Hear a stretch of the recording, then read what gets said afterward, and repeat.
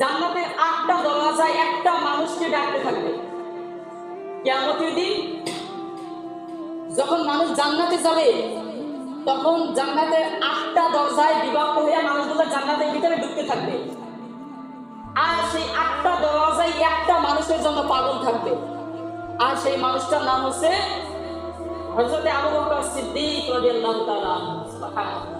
তার আমলকে আল্লাহ তাআলা এত পছন্দ করেছে যে জান্নাতের 8টা দরজায় তাকে ডাকতে থাকবে যে আমার গেট দিয়ে আপনি জান্নাতে প্রবেশ করুন। হযরত আবু বকর সিদ্দিক রাদিয়াল্লাহু তাআলা আনহু তিনি ছিলেন অনেক বড় একজন মক্কার ব্যবসায়ী। এখন বর্তমান যে কাবা শরীফ আছে, এই কাবা শরীফের পাশেই ছিল তার সুপার মার্কেট। তিনি এমন ভাবে ব্যবসা প্ল্যান করেছিলেন যে মক্কার মানুষ যে গেট দিয়ে প্রবেশ করে না কেন, সেই গেট দিয়ে ঢুকেই আমি আবু বকরের দোকান থেকে কিছু না কিছু কিনতে হবে। কেননা প্রত্যেকটা গেটের সামনেই 13টা করে দোকান রাখছেন। কয়টা করে? এত ব্যবসা কৌশল ছিলেন। প্রত্যেকটা গেটের সামনে 13টা করে আবু বকরের দোকান ছিল। তিনি এত বড় ব্যবসায়ী ছিলেন, কিন্তু তাও আল্লাহ তাআলা বান্দার রশি যেহেতু গলায় লাগাইছেন, সেহেতু সমস্ত ব্যবসার টাকাকে আল্লাহ তাআলা রাস্তায় দান করে দিয়েছিলেন। সুবহানাল্লাহ।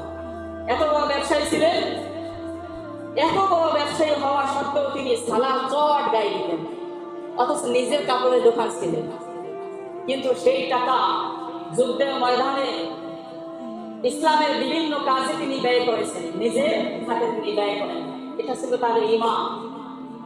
কেননা তারা জানতেন যে আমি দুনিয়াতে যাই কিছু করি না কেন টাকা পয়সা দিয়ে, এর চাইতে শত শত গুণ বেশি দালান কোটা বাড়ি গাড়ি আল্লাহ তাআলা আমার জন্য জান্নাতে সাজিয়ে রেখেছেন। অতএব এই দুনিয়াতে আমি বয়স হব 60 থেকে 65, 50, তো এই 50-60 বছর আমি যদি কষ্ট করে যাইতে পারি, তাহলে আল্লাহ তাআলা আমাকে সেই জান্নাত দিবেন, যেই জান্নাতের ভিতরে কোনো কিছুর অভাব নাই।